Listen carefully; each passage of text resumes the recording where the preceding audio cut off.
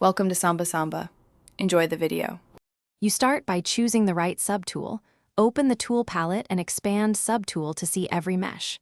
Select the mesh you intend to remove, and once selected, hide or isolate other subtools so you don't accidentally delete the wrong thing. Make a quick backup, save the project, or export an OBJ. This prevents lost work if you change your mind. After that, we'll either delete the whole subtool or isolate faces and remove them. Choose the whole subtool delete for fastest results. You can remove an entire mesh quickly. Select the subtool and click delete.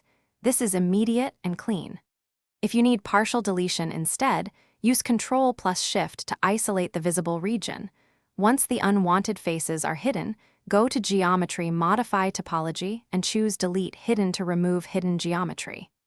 Make sure to use polygroups or visibility tools to precisely define the area to delete. This avoids accidental removal of adjacent geometry.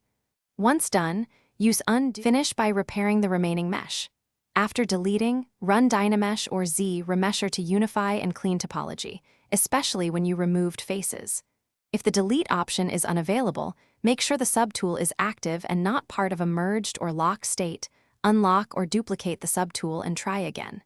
If things go wrong, immediately use Undo or reload the backup you made earlier. That's your fastest recovery. Finally, make sure to save incremental versions so you can revert to earlier stages without losing progress.